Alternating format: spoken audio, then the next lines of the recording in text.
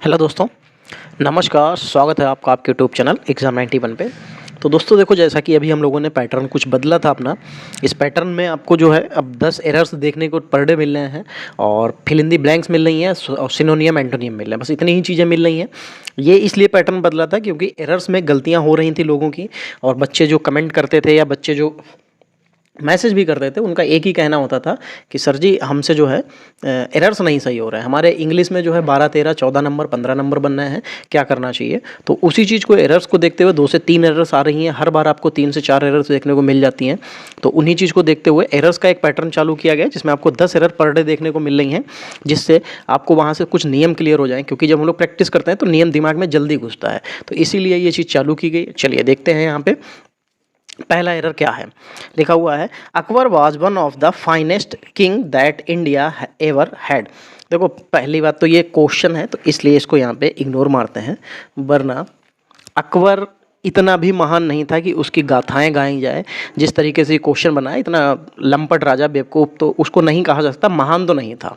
ठीक है, हाँ निर्माण बहुत हुए हैं, कुछ चीज़ें अच्छी भी हुई उसके में, लेकिन महानता तो नहीं कह सकते वो महान था। ठीक है, खैर क्वेश्चन पे चलते हैं। Akbar was one of the finest king that India has ever had. अब देखो लिखा क्या है, India that India ever had. अब मतलब इंडिया क्या ही कहा जाए। चलो खैर, यहाँ पे अगर गलती देखेंगे कि गलती जो है वो हमारी सेकंड पार्ट में दिख रही है, बी वाले ऑप्शन में। कैसे? इसमें लिखा हुआ है वन ऑफ द, और ये क्या होता है, हमेशा इसके साथ हमेशा प्लूरल वर्ब का जो है उपयोग किया जाता है। और अकबर जो था वो बताया जा रहा है कि अकबर महानतम, जो महान राजा थे, महानतम राजा थे, उनमें से एक है। ठीक है, ये बताया जा रहा है। अब हिंदी में भी तुमको बताया जा रहा है कि राजाओं, और उसमें भी बताया जा रहा है वन ऑफ द। तो वन ऑफ द और राजाओं, तो इसका मतलब ये प्लूरल में बनना है, और प्लूरल में बनेगा तो यहाँ पे हम लोगों को प्लूरल शब्द ही लेना पड़ेगा। तो क्या हो जाएगा कि मतलब हिंदी अर्थ जो हम लोग निकाल रहे हैं, तो उसमें राजाओं आ रहा है कि मतलब अकबर जो था महानतम राजाओं में से एक है। तो राजाओं है, तो सिंपल सी बात, तो यहाँ पे कि किंग, ये सिर्फ किंग नहीं हो सकता, क्या होगा यहाँ पे, किंग्स हो जाएगा। तो यहाँ पे सेकंड ऑप्शन ये गलत हो जाएगा। खैर, सेकंड क्वेश्चन की तरफ चलते हैं। क्या लिखा हुआ है, the bunch of keys have been lost by my mother early in the morning. ठीक, अब देखो यहाँ पे क्या लिखा हुआ है, द बंच ऑफ कीज, यानी कि चाबियों का गुच्छा। अब चाबियों का अलग, चाबियाँ तो कई हैं, लेकिन गुच्छा तो एक ही है ना। अगर गुच्छा एक है तो वो खो गया तो वो सिंगुलर पर्सन में काउंट होगा। चाबियाँ की बात करते सिर्फ चाबियों की, तो वो प्लूरल में काउंट होती। तो यहाँ पे है वो बिल्कुल सही था, लेकिन यहाँ पे चाबियों का गुच्छा, तो गुच्छा एक शब्द है, एक वर्ड है, सिंगुलर पर्सन है, तो सिंगुलर पर्सन के लिए सिंगुलर नाउन का भी, मतलब सिंगुलर वर्ब का भी इस्तेमाल करेंगे। तो यहाँ पे हैव नहीं, यहाँ पे भाई हैज का इस्तेमाल करेंगे, और ये ऑप्शन आपका सेकंड ऑप्शन गलत हो जाएगा। खैर 3 number, we ought serve our elders in the family. अच्छा, तो यहाँ पे लिखा हो we ought serve our elders in the family. अगर हम लोग यहाँ पे बात करेंगे गलती की, तो पहले ऑप्शन में ही गलत दिख जाएगा, क्योंकि जो ऑट सर्व लिखा हुआ है, वी ऑट सर्व, इसमें जो ऑट सर्व है ये प्रयोग में गलत हो जाएगा, क्योंकि ऑट के बाद हमेशा क्या आता है, टू आता है। क्या आता है, ऑट के बाद हमेशा जो प्रीपोजिशन इस्तेमाल की जाएगी वो टू का जो है ये अनिवार्य है, कह सकते हैं कि मस्ट है। ठीक है, तो यहाँ पे हम लोगों को क्या बनेगा, we ought to serve our elders in the family. तो यहाँ पे गलती किसमें हो जाएगी, ऑट के बाद में यहाँ पे हमको सिर्फ क्या लगाना था, टू लगाना था। क्या लगाना था, टू, बस यही गलती है। ठीक, 4 number, he jumped in the river to save the drowning children. मतलब वो उसने नदी में जो है छलांग इसलिए लगाई, या नदी में कूदा इसलिए कि एक बच्चे को बचाने के लिए। ठीक है, तो यहाँ पे ये ऑप्शन बनना है। अब देखो यहाँ पे अगर नदी में कूदा है, तो यहाँ पे बहुत सभी के दिमाग में आता है कि यार इन द रिवर होना चाहिए। ठीक, यहाँ पे ये नहीं होगा, क्या होगा, नदी में नहीं गया, नदी के अंदर कूदा। अंदर के लिए हमेशा इनटू आता है। ठीक है, नदी क्या होती है, नदी ऐसे ऐसे बह रही होती है। अब नदी में कूदने का मतलब वो खाली यहीं पे तो था नहीं, उसका शरीर तो ऐसे करके अंदर भी गया होगा, तो इसका मतलब वो नदी के अंदर कूदा है। तो इसलिए इन की जगह पे इन टू होना चाहिए। तो और गलती किसमें, सेकंड ऑप्शन में गलती हो जाएगी। समझ गए यहाँ पे क्या गलती होगी। अब चलते हैं 4 नंबर, सॉरी 4 तो हो गया, 5 नंबर की तरफ चलते हैं। लिखा हुआ है, hurry up least you should not miss the train. अच्छा देखो, एक चीज़ याद रखना कि जब भी कभी आपको ये शब्द देखने को मिल जाए, ठीक, और ये भी शब्द, तो आप कुछ मत करना, इस शब्द को गलत कर देना, क्योंकि लीस्ट जो होता है कि उसका भी मतलब क्या होता है कि कहीं ऐसा ना हो कि, अब इसमें ना शब्द जो आ रहा है वो निगेटिव को दिखा रहा है, और निगेटिव को दिखाएगा तो हम लोग उसमें नॉट शब्द को नहीं ले सकते। लीस्ट का मतलब होता है कि कहीं ऐसा ना हो कि, क्या लिखा हुआ है, hurry up least you should not miss the train, hurry up you least miss the train, मतलब you should miss the train, मतलब इस तरीके से जो आपसे कहा जा रहा है कि हरी up least you should miss the train, कि मतलब कहीं ऐसा ना हो कि जल्दी चलो, कहीं ऐसा ना हो कि तुम ट्रेन को छोड़ दो या मिस कर जाओ। तो ये चीज़ यहाँ पे जब लिस्ट शब्द आता है तो नॉट को इस्तेमाल नहीं किया जाता है, बस ये आप लोग दिमाग में अपने बसा लीजिएगा। चलिए फिर 6 नंबर में देखो क्या लिखा हुआ है, each of us have done the assignment और नो एरर, ठीक है, each of us have done the assignment. अच्छा देखो, अगर हम लोग यहाँ पे गलती करेंगे, क्योंकि ईच ऑफ, एवरीवन और इस तरीके के जो शब्द होते हैं, ये एवरीवन और ये इस तरीके के, तो इन शब्दों में हमेशा ये बहुवचन में नहीं एक वचन में दिखाते हैं। ईच ऑफ अस मतलब हम सभी में से, have done the assignment, each of us have मतलब हम सब ने असाइनमेंट कंप्लीट कर लिया, जो असाइनमेंट था वो कंप्लीट कर लिया। तो यहाँ पे जो प्लूरल वर्ड कभी भी नहीं इस्तेमाल किया जाता, जो प्लूरल वर्ब होती है, हेल्पिंग वर्ब, वो कभी भी इस्तेमाल नहीं की जाती। तो यहाँ पे हैव की गलती हो जाएगी, क्योंकि ईच जो होता है, ईच, तो ये शब्द जो होता है हमेशा एक वचन में दिखाया जाता है, ठीक है, तो एक वचन के साथ हैज का इस्तेमाल हो जाएगा, और यहाँ पे हैव गलत हो जाएगा आपका, ठीक है, तो सेकंड ऑप्शन सही हो जाएगा, मतलब गलती इसी में है। फिर देखो, wear something warm least you should not catch a cold. अब ये क्वेश्चन मैं आपको कमेंट के लिए छोड़ रहा हूँ। क्यों कमेंट के लिए छोड़ रहा हूँ, इसी के जैसा एक पीछे अभी कराया गया है। अब इसमें क्या गलती होगी, ठीक है, उसके बाद सही सेंटेंस क्या बनेगा, ये दोनों चीज़ें आप लोग मुझे कमेंट में ज़रूर बताना, ठीक है। देखो यहाँ से प्रैक्टिस भी हो जाएगी और दिमाग में आपका ये इसका कह सकते हैं कि जो नियम होगा वो भी रट जाएगा। चलिए 8 नंबर की तरफ चलेंगे। I found that all my money have gone. देखो उसकी जो पूरी मनी थी वो क्या हो गई थी, कि एक तो पहले यहाँ पे क्या लिखा है, I found that all my money. अब ये तो आपको पता चल गया कि ये जो है ये आपका इनडायरेक्ट फॉर्म में बना हुआ है, ठीक। तो इसमें जब भी कभी आएगा, जो पहला वाक्य है वो क्लॉज जो पास्ट होता है उसमें बना है, तो अगर पहला वाला पास्ट में है तो दूसरा वाला भी पास्ट में जाएगा। तो यहाँ पे I found that all my money have नहीं, यहाँ पे क्या हो जाएगा, हैड हो जाएगा, ठीक। गॉन बिल्कुल सही हो जाएगा। तो गलती किस में हो जाएगी, सी पार्ट में गलती हो जाएगी। फिर 9 नंबर की तरफ चलते हैं। लिखा हुआ है someone was knocking at the door when I was having my bath. अच्छा, मतलब जब वो नहा रहा था तो उसके दरवाजे पर कोई नॉक कर रहा था। अच्छा, अब एक चीज़ आप ये देखेंगे कि someone was knocking at my door when I was having my बात, माई बात नहीं होता है, याद रखना, यहाँ पे हैविंग आ बात हो जाएगा। क्या हो जाएगा, हैविंग आ बात, मतलब जब वो नहा रहा था तो उसके दरवाजे पर कोई नॉक कर रहा था। चलिए लास्ट जो इसके एरर है वो देखते हैं क्या कह रहा है। लिखा हुआ mister Ramesh Mohan is a MLA from Kanpur, no error. Mister Ramesh Mohan is a MLA। देखो सबसे पहली बात कि यहाँ पे जो MLA है, ठीक है, MLA को जब हम लोग बोलते हैं तो ए शब्द निकलता है, एम, ठीक है। तो वहाँ पे जब ए शब्द निकलेगा तो ए होता है हमारा बॉबल, और बॉबल के साथ कभी भी हमारा जो है ए का इस्तेमाल नहीं होता है। किसका इस्तेमाल होता है, एन का। तो mister Ramesh Mohan is an MLA from Kanpur. तो यहाँ पे ये जो है ए की गलती हो जाएगी, और यहाँ पे हमको क्या लेना है, यहाँ पे हमको एन का इस्तेमाल करना है, और ये सेकेंड ऑप्शन गलत हो जाएगा। तो ये कई बार आपको ये एम इस तरीके से देते हैं कि दिमाग में आता है यार यहाँ पे तो ये ऐसे लिखा हुआ है और यहाँ पे तो कोई गलती है नहीं, ए बिल्कुल सही लिखा है तो गलत हो जाएगा। नहीं, ऐसा नहीं होता है। चलो खैर, सेंटेंस आर गिवन, यहाँ पे फिल इन दी ब्लैंक्स हैं। चलो फिर फिल इन दी ब्लैंक्स ही हैं, क्या ही उसको पढ़ना, वीडियो भी जल्दी छोटा खत्म हो जाएगा। 11 नंबर क्या हो जाएगा, 11 नंबर में एक सेकेंड, हाँ, things often have to be repeated for the elderly because you are hearing hard for hard of hard up hard by. अच्छा देखो देखो इसमें things often have you repeated for the elderly, मतलब बूढ़े लोगों के लिए, बिकॉज दे आर, वो क्या होता है कई बार बूढ़े लोग जो होते हैं थोड़ा ऊंचा सुनते हैं ना, उनके लिए तेज बोलना पड़ता है, थोड़ा सा ऊंची आवाज़ में बोलना पड़ता है, या कई बार ऐसा होता है कि उनके लिए हमें अपनी बातों को दोहराना भी पड़ता है, ठीक है। तो क्योंकि वो थोड़ा सा ऊंचा सुनते हैं, थोड़ा सा तेज सुनते हैं, या इस तरीके से चीज़, तो यहाँ पे अगर उस हिसाब से देखेंगे तो हर्ड ऑफ हो जाएगा सेकंड वाला ऑप्शन जो आपको दिखाई दे रहा है, ठीक है। इसका मतलब क्या होता है, जो हर्ड ऑफ होता है इसका मतलब होता है कम सुनना या ऊंचा सुनना, मतलब आपको अगर थोड़ा धीमे सुनाई दे रहा है तो हमें तेज आवाज़ में बात करनी पड़ेगी, अगर आप ऊंचा सुनते हैं मतलब आपको ज़्यादा लाउड आवाज़ में चाहिए तो फिर हमको क्या करना पड़ेगा, तब भी हमें ऊंचा बोलना पड़ेगा। तो यहाँ पे इसका जो अर्थ आ जाएगा कि बूढ़े लोगों को अक्सर बातें दोहरानी पड़ती हैं क्योंकि वह कम सुनते हैं या ऊंचा सुनते हैं, तो हर्ड ऑफ हो जाएगा। चलो 12 नंबर क्या लिखा हुआ है, it was a journey across mountains in the darkest of nights in winter. कह सकते हैं कि यह था एक यात्रा पहाड़ों के बीच की काली अंधेरी रात्रि के बीच। देखो ये तो खैर एक अलग चीज हो गई।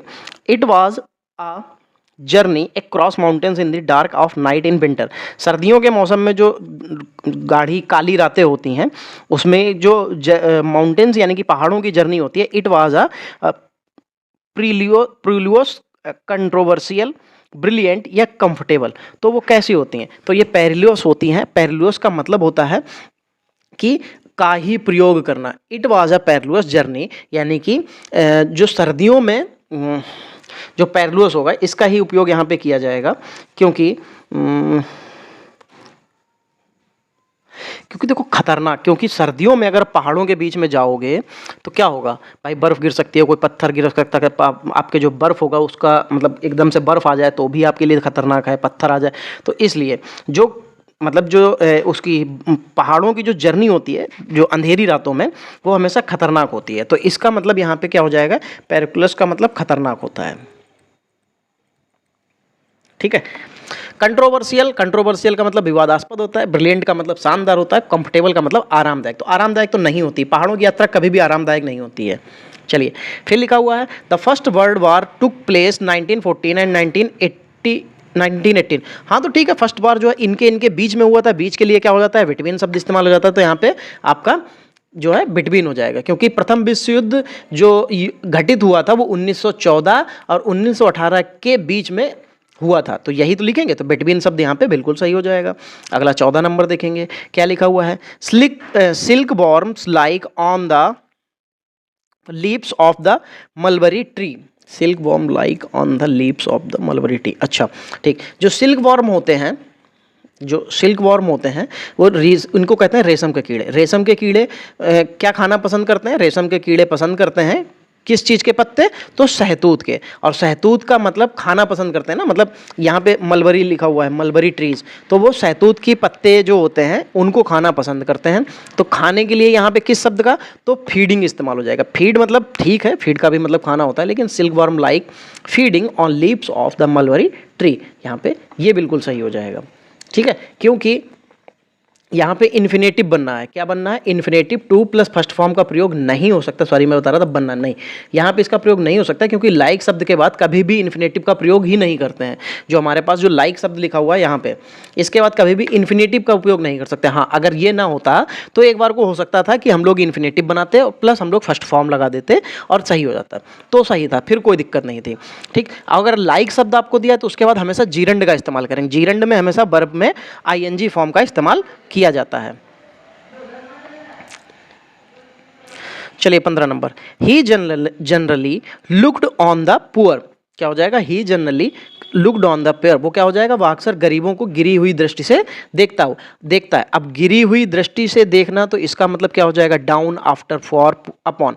तो ही जनरली लुक्ड डाउन मतलब नीचे की तरफ या गिरी हुई दृष्टि, ठीक है, नीचे की दृष्टि, डाउन बिल्कुल सही हो जाएगा। खैर 16 नंबर की तरफ बढ़ेंगे,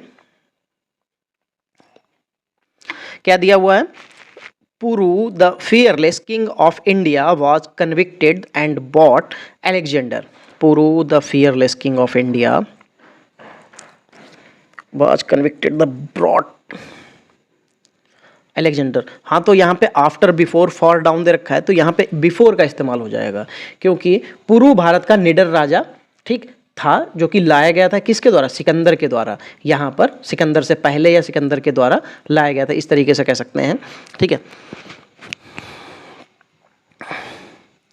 मतलब ये कह सकते हैं उसके सामने की बात है, मतलब उसके सामने आया था या लाया गया था, ठीक है। तो इस तरीके से तो सामने के लिए बिफोर शब्द का इस्तेमाल करते हैं। यहाँ पे Puru the fearless king of India was convicted and bought before Alexander, बिल्कुल सही हो जाएगा। 17 my friend was trembling excitement, क्या हो जाएगा, my friend was trembling excitement, यानी कि मेरा दोस्त कांप रहा था उत्तेजना से, क्या हो जाएगा, मेरा दोस्त उत्तेजना से कांप रहा था। तो जो रिक्त स्थान है यानी कि खाली जगह है, तो इसके लिए हम लोगों को यहाँ पे क्या इस्तेमाल करना पड़ेगा, लिखा हुआ है ऑफ, एट, इन और विद। तो यहाँ पे प्रीपोजिशन जो है हमको विद का इस्तेमाल करना पड़ेगा, क्योंकि वो उत्तेजना में यानी कि बहुत एक्साइटमेंट थी उसको, जिसकी वजह से वो कांप रहा था, ठीक है। तो इसलिए यहाँ पे विद का इस्तेमाल हो जाएगा। खैर 18 नंबर देखेंगे क्या लिखा हुआ है, they walked the old part of the house, क्या हो जाएगा, they walked the old part of the house.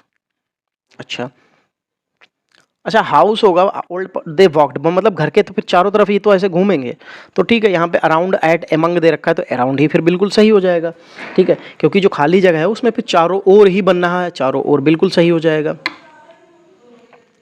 चलिए भाई 19 की तरफ चलेंगे, लिखा हुआ I shall be obliged for you for the help you extend to me, I shall be obliged you for the help you extend to me। अच्छा, towards, for, to और on, तो फिर यहाँ पे to लेना पड़ेगा, क्योंकि मैं एहसानमंद रहूँगा उसका उस मदद के लिए जो उसने मुझे दी, ठीक है। तो यहाँ पे फिर to शब्द का ही इस्तेमाल, प्रीपोजिशन हम लोग इस्तेमाल कर सकते हैं। I shall be obliged to you for the help you extend to me, ठीक है। चलिए लास्ट हमारी जो खाली जगह है इसकी तरफ देखते हैं क्या लिखा हुआ है, nobody will that the fact that she is honest, nobody will the fact that she is honest। अच्छा, डिग्निफाई, डिनी, डिफी और डाइफी, तो यहाँ पे अगर हम लोग उस तरीके से देखो तो डिनाई, क्या लिखा हो, deny, nobody will deny the fact that she is honest, मतलब कोई भी उसको मना नहीं कर सकता था, खंडन नहीं कर सकता था कि वो ईमानदार है, ठीक है। कोई भी इस चीज़ को मना नहीं कर सकता था कि वह ईमानदार है, ठीक है, मना नहीं करेगा या मना नहीं कर सकता था कि वह ईमानदार है, तो यहाँ पे इसलिए इसको डिनाई फिर बिल्कुल सही हो जाएगा। चलिए अब हम लोग चलते हैं यहाँ पे वेस्ट एक्सप्रेस मीनिंग, यानी कि हम लोग सिनोनियम की तरफ चल रहे हैं। इनएक्वस लिखा हुआ है, इसका मतलब होता है बहुत ही भोला भाला, निर्दोष भी कह सकते हैं, ठीक है। इसका मतलब होता है भोला भाला या निर्दोष, भोला भाला आप लिख लीजिए,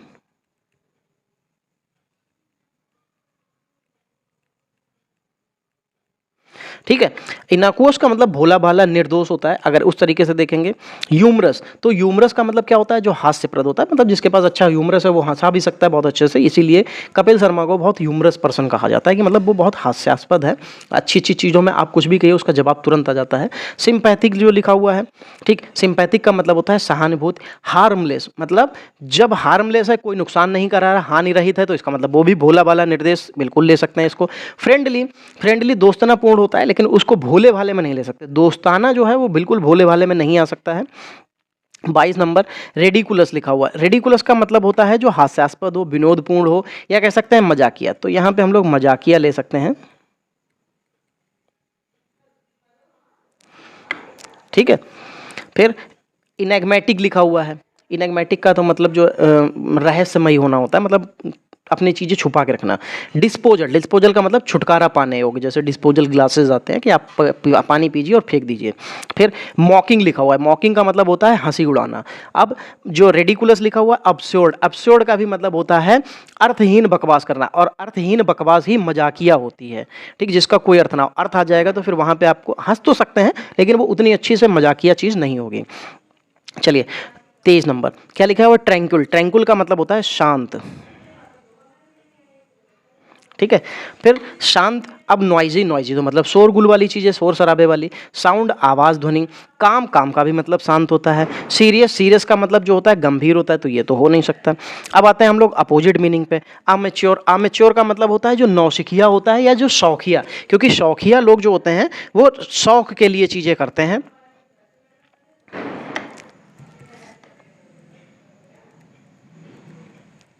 ठीक। अमेच्योर नौसिखिया, अब इसका मतलब क्या हो जाएगा, जिसको सब कुछ आता होगा, तो भाई प्रोफेशनल, तो प्रोफेशनल हो जाएगा। इंडिविजुअल का मतलब व्यक्तिगत होता है, इगोइस्टिक का मतलब अंधकारी होता है, टोटल का मतलब कुल योग होता है। फिर वाइज, वाइज का मतलब क्या होता है, बुद्धिमान होता है। ठीक, बुद्धिमान होता है। अब इसका उल्टा तो मतलब बेवकूफ़ होना चाहिए, और बेवकूफ़ के लिए यहाँ पे सबसे अच्छा अगर कोई ऑप्शन बनेगा तो फूलिश दिखाई दे रहा है। ठीक, फीवेल, फीवेल का मतलब कमज़ोर या जर्जर होता है। क्लमजी मतलब बेढंगा। ठीक है, क्लमजी मतलब बेढंगा कह सकते हैं एक तरीके से। जब कई बार हमें कुछ नहीं मिलता है तो जो सर्कस वगैरह में जोकर होता है उसको भी क्लमजी कहा जा सकता है। ठीक है, सिंपल, साधारण, सरल, ये भी हो सकता है। तो दोस्तों देखो, यहाँ पे जो भी हमारे आज 25 क्वेश्चंस थे, कोशिश की गई कि आपको सारे एरर्स अच्छे से समझाए जाएं, सारे मीनिंग आपको बताया जाए। खैर पीडीएफ आपको अभी तक नहीं मिल पाई थी क्योंकि मैं बाहर था और जो हमारे साथ की जो टीम है वो वहीं थी, तो इसलिए उन लोगों ने आपको यहाँ पे चीज़ें प्रोवाइड नहीं करा पाए। खैर उसकी कोई दिक्कत नहीं है, वो समय समय पे आपको मिलता रहेगा। चलिए आज की क्लास यहीं तक रखेंगे, मिलेंगे हम लोग अगली क्लास में। तब तक के लिए जय हिंद दोस्तों।